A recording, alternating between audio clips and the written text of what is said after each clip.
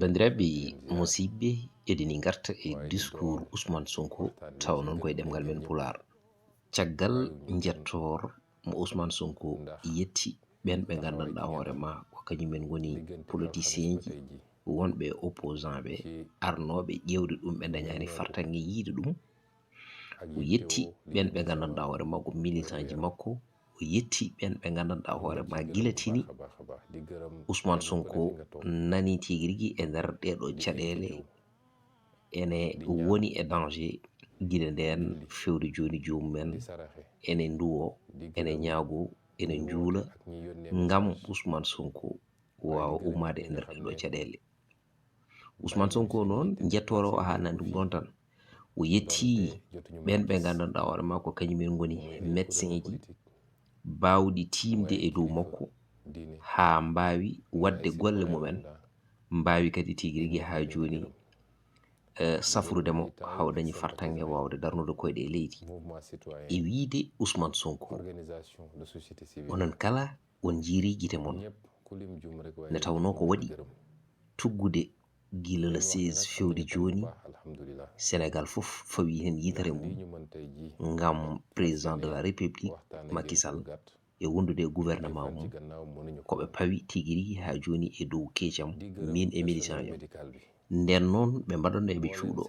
kono joni ɓe natti suuɗade ɗum noon yiɗi tengtinto tan ko laamu wondugo e fayre, laamu yangu e laamugo anda ɗo fayata ko kewi ñanden ko Sénégal fof fawi hen yitere mum woni ɓuram ndolagu ko gandanɗa hoorema Macky Sall ko ɗum woni ko woniri ɗo. Laamu ngu noon wawa wadde ɗum so wona ɓaggade e kaɓirɗe ɗe gandanɗa hoorema ko population o totti ɗum ɗo ɓe tottira ɗum noon ko yoɓe gussu caɗele gonɗe e nder leydi ndi ngam kadi ɓe mbaɗa assuré rende leydi ndi kadi ɓe mbaɗa feere yimɓe ɓe daña golle hakkillaji men mbawa yedde kono noon ɓe mbaɗani ɗum ɓe rendini ko ɗeɗon doole fof ala ko woni ummaki maɓɓe e nder ɗeɗon doole noon so wona helde guerñe kala gonɗo opposant e nder leydi ndi e kala biɗo wonde yadani e yiyande maɓɓe kamɓe gouvernement o wi ko ɓuuri hen hewde noon koye dow keeci makko ɓe pawi ɗum kanko Ousmane Sonko o wi ɗum noon Sénégal fof ene andi so tawi no wonano police et gendarmerie woni parti e parti tan ɓolo Macky Sall ene andi ko kanko ɓuri ɗum doole fuuf o wi ko kewi le 16 ko kadi yimɓeɓe fof jiiɗum kadi wona hunde rewde lawol ngam ƴettude mo wiide wonde force ko maɓe nawama tribunal o wi e nder sarɗiyeji leydi ndi dossier baɗo no dossier diffamation mo dossier hakkude makko e Mame Mbaye Niang loi rokkani ɓe ni wiide wonde force ko ma o ara tribunal ne tawno dossier ji baɗi hono ni henna c'est pas obligatoire ko jomum aranno to tribunal o wi so welanomo ni o wi wonde o yahani tribunal haɗata noon procès o wadde juge o jugera ɗum ne weldi ɗum fof ɗum ɓe mbiyata wonde jugement par défaut o yahay hunde o wawa tengtinde dossier o ko dossier correctionnel wiyede wonde par la force jomum ha jungo mum ha ƴeewi wonde ko ma nawe tribunal o wi ha ɗum saabo kela auto mum ha ɗum saabo gaña ɗum ha ɗum saabo ƴetta produit mo ganduɗa ma ko produit otepsique mo gandanɗa hoorema tigui rigui ene wawi yoɓade fitandu aade juppa ɗum e dow mum duttoɗa kuccita e mum ƴetta oɗon produit pompa ɗum e yeeso jomum o wi ha oɗon produit bonni ko heewi e cellal makko kanko Ousmane Sonko o wi ɗo haaldata e Sénégal ji ɗiɗi o anda oɗon produit ko woni o wi noon ɓe neldi ko gandanɗa hoorema ko ɗum woni ko tasno e wutte makko o toon to caggal leydi wiyoɓe mbat analyse produit o ko holɗum o wi noon ko ɗo e leydi ndi ɓe jinno wadde ɗum kono noon ɓe mbiɓe wonde laboratoire uji gonɗi ɗo ɗi ngala kaɓirɗe pour wawde wadde ɗum o wi noon o mona fadi résultat ji ɗi o wi noon wonko gandanɗa hoorema yimɓe ɓe liggima ɗum e côté cellal eɓe jogui njorto tan ko ɗum ɗon produit mo gandanɗa hoorema ko agent anti humide ko produit ji batteɗi utilisé e gueɗe baɗe hono noon o wi so tawi ko oɗon produit noon wonko wawi bonnude e gurdam neɗɗo no fewi surtout aussi ɗo banggue jiiɗe woni yitere o wi kadi wonko wawi bonnude e jofe o wi kadi haɗani ɗon wonko wawi bonnude e ɓernde o wi kadi eɗo banggue reedu o wi ñande hen no puufa oɗon produit guite makko ɗe muusi no fewi kadi reedu ndu muusi no fewi o wi no rutti o yetti galle mabɓe kikiɗe he ene wayno gueɗe kewɗe ɓeydima hen ngam addude caɗele e nder ɓandu makko o wi ko ɗum saabi noon o wi wonde falla budda o wata waltude galle mabɓe alay saago o yaha hôpital o ƴeewe o wi Sénégal foof yi ne ambulance o ari ha ɗo leegal mabɓe ɗo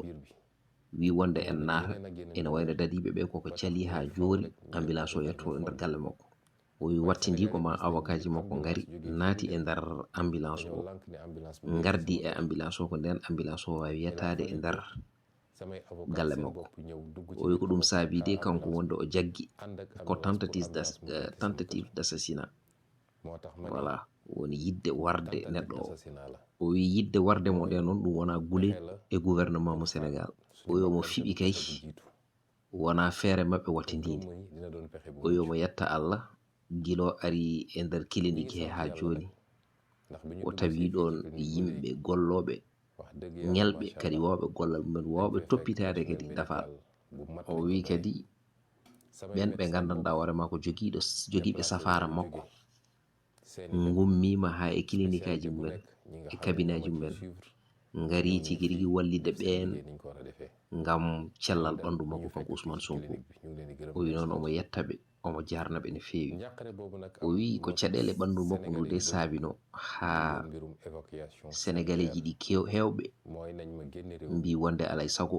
mo ɓennine caggal leydi o safroye toon alay saago passeport makko o toccite ɗum o wi haalɓe ɗum ɓe foof omo adoro e ɓen ɓe gandanɗa hoorema ko kamɓe ndendi bureau politique o ko kamɓe ndendi parti o e wondude e militant ji makko o wi ɓe gandanɗa hoorema ko allié ji makko eɗo fannu dawrugol o wi ɓe gandanɗa hoorema kañumen ne jeeya koye société civile o e woɗɓe ɓe gandanɗa hoorema jeeya koye mouvement citoyen e woɗɓe haalɓe ɓe foof omo yetta ɗumen omo jarna ɗumen o wi omo andi ko jagde tagiɓe ɓe kaala kaɗon haala o wi kadi ko korsa saabi eɓe kaala ɗum kadi ko neɗɗagal tagi ɓe kaala ɗum o wi kono mo yetta Allah saabu ɗum ko neɗɗo mo gandanɗa hoorema ɓoyɗo jogade hoolare e safroɓe wonɓe e nder leydi ndi o wi ko ɗum saabi kanko koye leydi hi tan o safroto ko fewte e cellal ɓandu makko o wi ɓen safroɓe de liggey mo poti wadde o nana mbaɗa ɗum eɓena ndendina foof eɓena paadi résultat o o wi kono noon ɗo tolniɗo walla ɗo tolniɗen ɗo wona ɗum ɓuri jojjude e leydi ndi o wi yaltude yaade nde wona farata ɗo makke ɗo so tawi tan omo wawi safrade ɗo hen e nder leydi ndi o wi saabu ɗum analyse mo ɓe poti wadde haaɓe ganda hunde nde ko holɗum ina wayno ɓe neldi ɗum caggal leydi haaɓe mbawa hebde hen analyse uji labtuɗi o wi so tawi wonde o andi ɗum kala ko foti wadde hen haw heɓa cellal makko e kala ko foti wadde hen haw rewna ɗum lawol kadi mo waɗ ɗum ha timma o wi saabu ɗum kanko o miijake hakkille makko e nder oɗo saaha ene ɓuuri jojjude pour o yalta leydi ndi o nani tan ɓen ɓe gandanɗa hoorema wonɓe e nder gouvernement ɓe ene kaala pour ɓenningol makko toon to caggal leydi pour o wawa toon safroyade o wi no wawi ɓen ngam o itteɗo o fane caggal leydi ko hunde wande ɗumen arrangé o wi noon kanko e hoore makko pour ɓenninedemo yaade safroyade caggal leydi o namdaki ɗum o yiɗa ɗum kadi o dagani ɗen koyɗe o wi so tawi tan wonde wonɓe ɗo e nder Sénégal ene cafra reedu ene cafra guite ene cafra jofe ene cafra ɓernde ene mbaɗa foddeji mumen te ko poti wadde ko ene mbaɗa ɗum ha timma kanko mo jaggi ɓen ne mbawi wadde ɗum ɗum noon omo yetta Allah omo resna ɓen hoore makko o wi geɗal ɗiɗaɓal ngal noon alay sago o jubba e politique o ɓawo o wi kanko omo jaggi wonde combat o ko ɗo e nder Sénégal o wi omo andi so tawi neɗɗo joguima jakre eɗo banggue laamu ha ronki andude ko waɗata on gonɗo opposant mo waɗat feere fof ha yaltin ɗum leydi ndi o wi ko ɗum saabi annabaɓe hewɓe ko noon jaltinira e nder leyɗele mumen o wi ko noon kadi ɓen ɓe gandanɗa hoorema woni mawɓe men moƴƴuɓe salinoɓe e yaware e nder leyɗele mumen o wi so tawi laamu hankanti joguima caɗele ha ronki andude ko waɗata ittat ɓen ɓe gandanɗa hoorema woni ko wiyeteɓe dariɓe daraniɓe jojjande aade ita ɗumen faara ɗumen banggue goɗɗo walla yaltin ɗumen leydi ndi o wi kadi so tawi neɗɗo heesi ha yalti leydi ndi eɓe mbawi wasde jabde jomum natta leydi ndi o wi ko ɗum saabi de kanko o yaltata leydi ndi saabu combat o ko ɗo e nder leydi ndi o wi kala ɓe o rendi hare nde foof o ardini hen ko sukaɓe ɓe gandanɗa hoorema darde mumen ala ɗo wawi qimlade ɗum o wi omo fawti hen mawɓe ɓe gandanɗa hoorema mbawa yaltude gam haɓede kono nana jooɗi ɗo jooɗi ɗo ene ñaago ene mbaɗa encouragé sukaɓe ɓe o wi kadi omo watta hen ɓen ɓe gandanɗa hoorema woni ɓiɓɓe leydi ɓe ɓe gandanɗa hoorema so tawi wonde o ummima omo yaaha hay sinno wonde ko tribunal o fayi kala ɗo wirti jomumen daroto e balcon mumen ɗo ene mbaɗamo encouragé kadi ne poɓanamo o wi hare nde ko ɗo kadi ko heddi hen ko natti hewde o wi o ɗaccitta on leydi ndi o wi wonde omo faya caggal leydi o wi ko ɗum tan laamu ngu heñini kadi kala nde laamu ngu waɗi ɗum maɓe continue golle maɓɓe bonɗe ɗe ɓe mbaɗata ɗe o wi sabu ɗum e ɓena ƴeewa elminde waɗoɓe ɗo résisté ɓe o wi kadi nden maɓe mbaw wadde cible ɓe ɓe jiiɗi wadde cible ɓe haɓe meƴƴi ɗumen e nder dumbirku o wi ko ɗum saabi de kanko yaltande leydi ndi ko ɗo o joddoto e maɓɓe o wi o galƴodira e maɓɓe o huccidira e maɓɓe o haɓa e maɓɓe o wi ha ñande o ittiɗo Macky Sall e systéme mum mo gandanɗa hoorema moƴƴani e Sénégal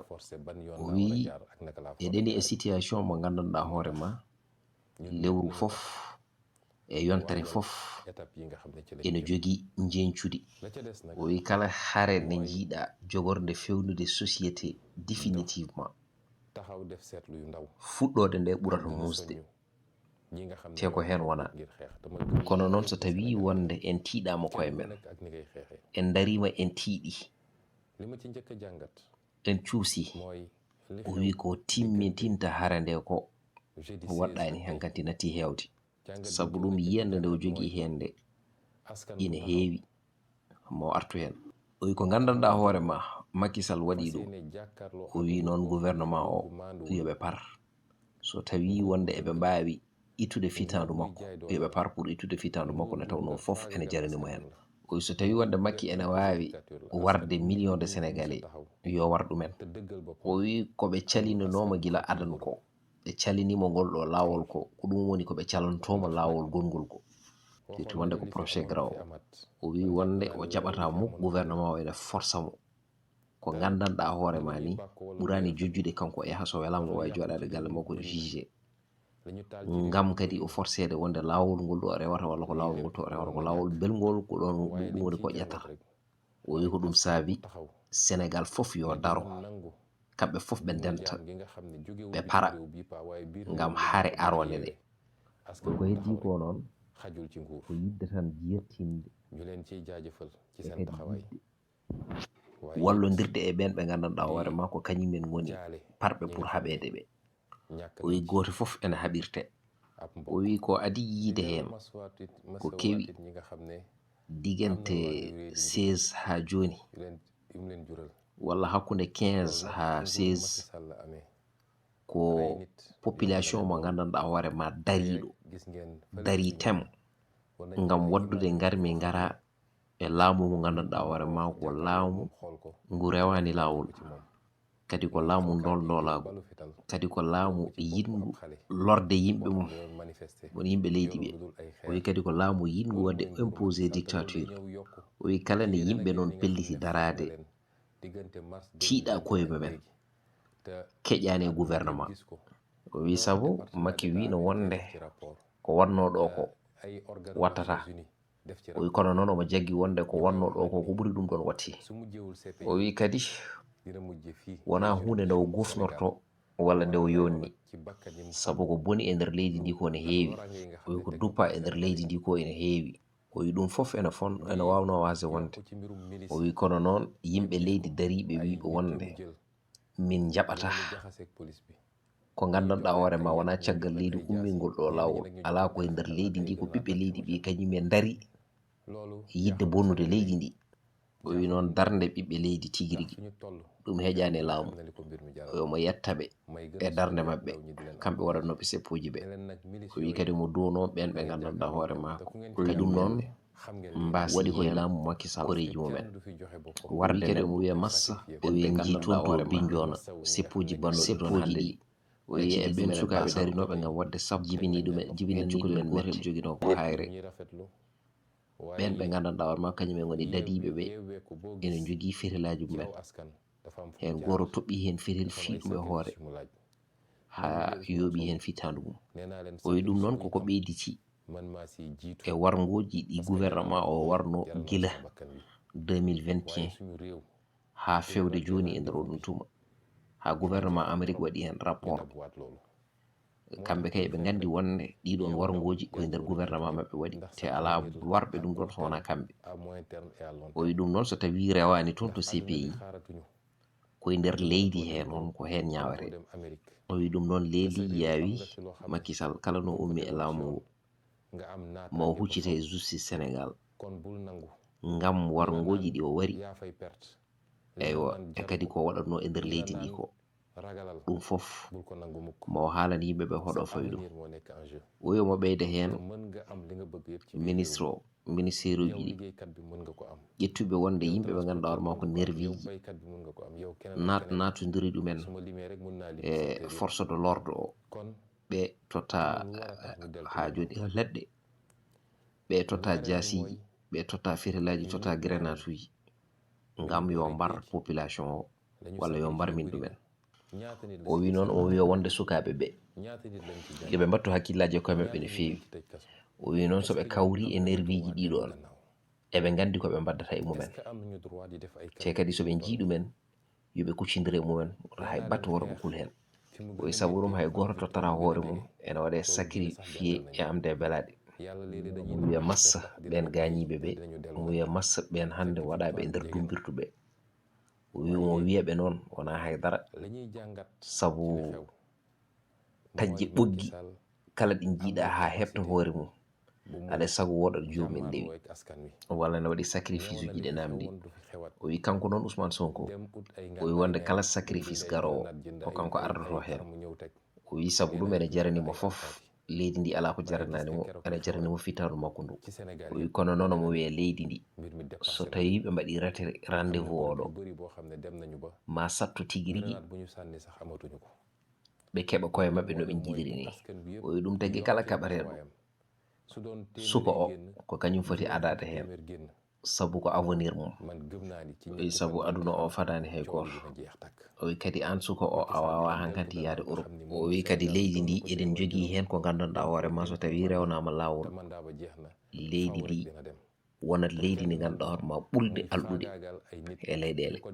O wi woto jab mukk wiyoɓe mo wonde woto yaah sa maayi ko an pertata toon walla hul.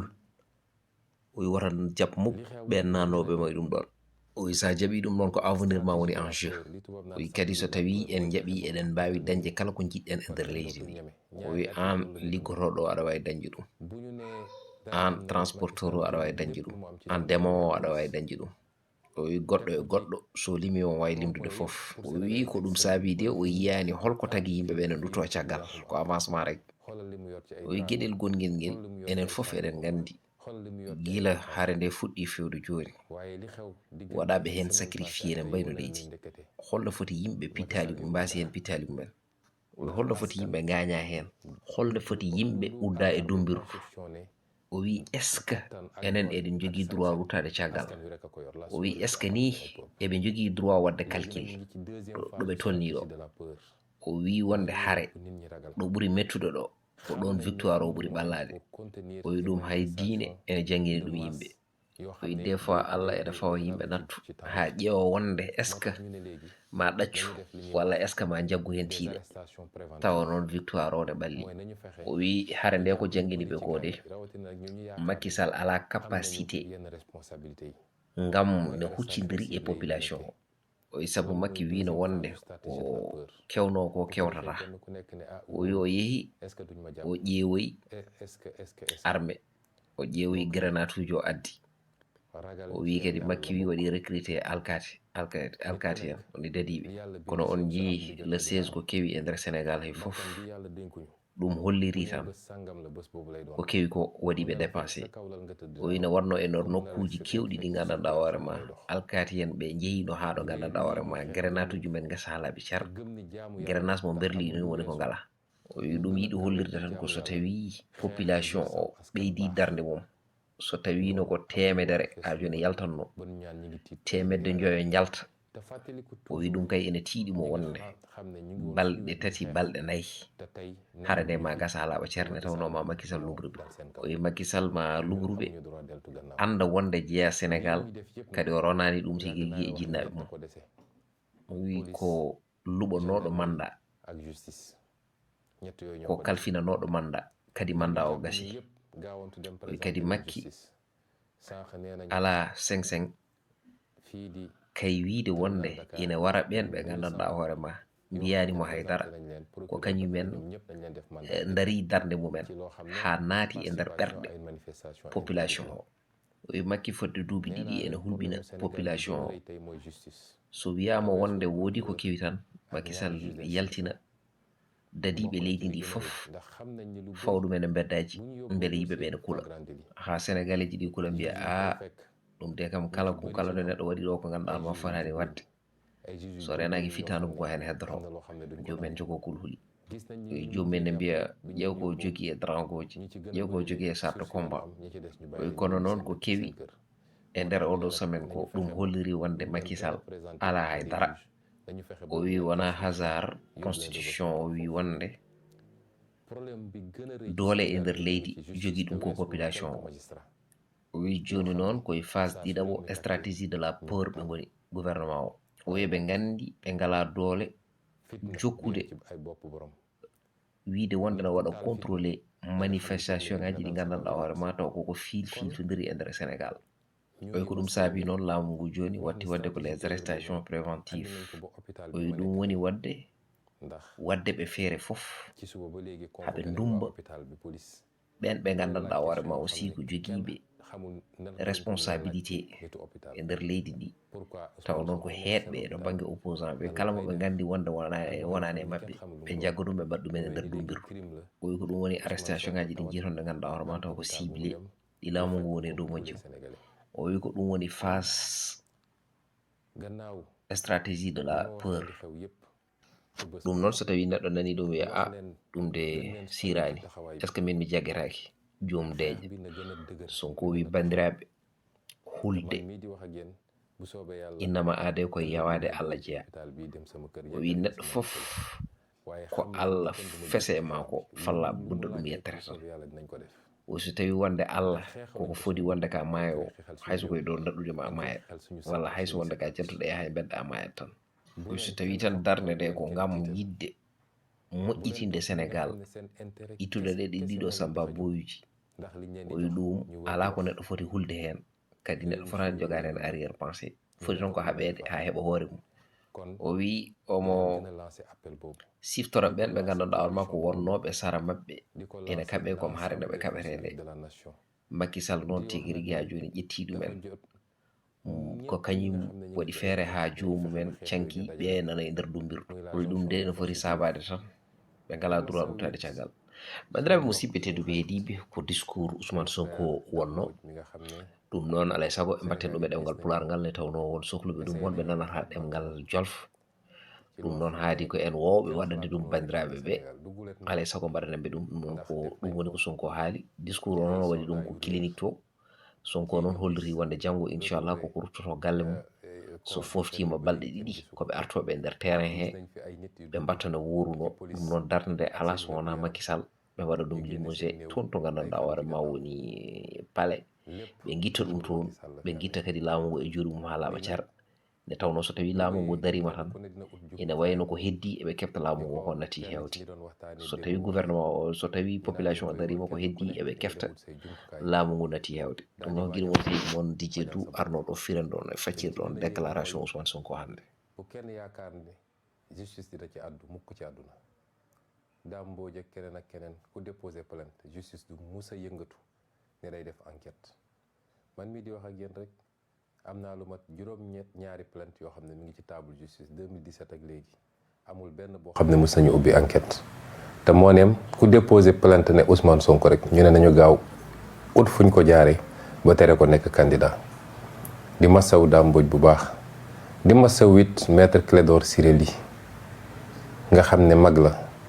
waaye liñ ma sotti lañ ko sotti te muy koo xam ne dafa am ay jafe-jafe ci wér-gu-yaram moo tax ñu rawale ko mu dem bitim réew ñu xool yaramam di ko masaw di masaw njabootam ndax lii mënoon na ko jural loo xam ne kenn xamul fu mu toll kenn fu mu yegg kon ñu ngi masaw ñooñu ñëpp di dellu wax nag ni lii lépp li koy faj mooy kenn ku nekk ñun ñëpp nañu takk suñu ndigg fas yéene jàkkaarloog Macky Sall jàmmarloog moom xeex ak moom jële ko fi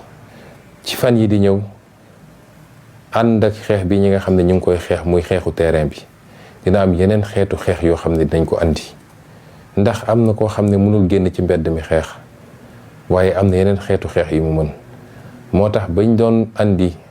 xalaatu concert casserole li kon doon mooy jàpp ni am na ñoo xam ne mënuñu génn dem ci mbedd mi xeex mënuñu dem manifestation waaye taxaw sa balcon wala sa ëttu kër yor sa casserole dóor yomb na ci noonu la ñu wax ni képp koo xam ne Macky Sall ni mu yoree réew mi neexu la dañu lancé yeneen xeetu xeex yoo xam ne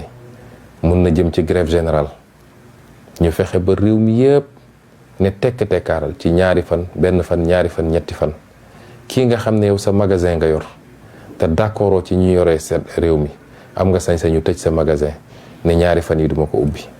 dina la xañ ñaari fan dépense waaye loolu mooy sa asaka ci xeex bi nga xam ne ñu ngi koy xeex ki nga xam ne sa oto nga yor di transporteur am nga sañ-sañ ne ñaari fan yi dinaa taxawal sa moto duma ko dawal loolu dina paralyser réew mi yëpp àdduna yëpp gis ni Sénégal ànduñoo ak Macky Sall mun nañu dem nag ba def campagne désobéissance civile mooy bu dee nguur dem na ba légitimul bu dee nguur dem na ba méngootul ak askan wa gisatul boppam ci nguur googu askan wa am na sañ-sañu def li ñuy wax désobéissance civile mooy lenn ci ay loi yoo xam ne ñu ngi koy teg te jaaduwut waa askan wi yëpp ànd ne d'accorduñu ak loi bi te duñ ko appliquer kon bëri na xeetu xeex yoo xam ne ci fan yi bu soobee yàlla mun nañ ko taxawal boole ko xeex bi nga xam ne ñu ngi koy xeex nag sur le terrain xeex bi nag foofu lay daanele lépp ci organisation la nañu bàyyi wax ju sew ji ndax jaru ko nit doo nekk ci xeex ku nekk di jiiñ moroomam ku nekk naan diw deful lii ak diw def na lii ñëpp a ngi def kenn ku ne dafa am luñ la sant ak luñ la sas te yaa ngi koy def nit na def loo xam ne moo ëpp fuuf li fës te nit gisu ko dafa am loo xam ne àndul ak xeex waaye toog sa gannaaw clavier ku ne nga attaqué ko te xamoo kook lu muy liggéey ci xeex bi loolu ku bëgg a saboter xeex bi moo koy def bu ñu paree li ñuy def dañu toog def suñu évaluation waaye nañu bàyyi wax ju sew ji ndax amul njëriñ ki nga xam ne yow xeexoo kenn gisu la waaye nga toog sa gannaaw écran di bind di casser moral troupe yi wala di andi xuloo ak xeex ci diggante troupe yi kooku liggéeyaloo ñu da nga liggéey contre ñun nañu bàyyi loolu xeex bi dañ koy gañe te mën nañ ko gañe nañu organiser xeex bi nañ ko synchroniser ndax waxoon naa leen keroog bis buñ ko tasaaree lépp ñu koy defandoo ci territoire national bi xajuñu ci kaw Macky Sall bu leen dara fees seen bët jàpp nañu nangami nit bu mu fees seen bët ñun ñëpp ay soldats lañ fi mu toll nii dañoo tay la suñu bopp yooyu yëpp bu mu fees seen bët nañu organiser xeex bi defaraat taxawaay yi te it fi may daanele nañu moytu yenn yi ndax day yàq xeex bi wax naa ñu bëri ni war nañoo weesu fu ñuy jàppee suñuy militant ci ay post Facebook bis bu ne ma wax ko wala ci ay réseaux sociaux nañu moytu loolu. naka la nit di mu nee jóg bind loo xam ne leer na lii su ma ko dugalee ci Facebook mën nañ ma ci jàpp na kenn ku ne xam ni fële ci police ay écran yu bëri lañ fa teg recruter ay nit yoo xam ne suba ba ngoon jot ñi ngi xool page Facebook bu nekk lan lañ fa publier. kon bu ñu saboote xeex bi ñuy xeex kenn ku ne am nga sañ-sañu di bind ci réseaux sociaux yi waaye nañu moytu di ci bind loo xam ne day yombalal ñii seen liggéey pour ñu ñëw di jàpp nit ñi. kon nañu moytu téléphone yi liñ ciy wax ak liñ ciy bind nañu moytu groupe WhatsApp yi liñ ciy wax ak liñ ciy bind nañu moytu Facebook yi liñ ciy publier lii bëgguma ko woon waxee fii waaye fii rek laa ko mën a wax ñëpp jot si. kon ñu ngi leen di gërëm di leen sant di leen wax ni man mii de Ousmane Sonko xam leen ni bu doon benn laa am ci détermination tey 100 laa ci am.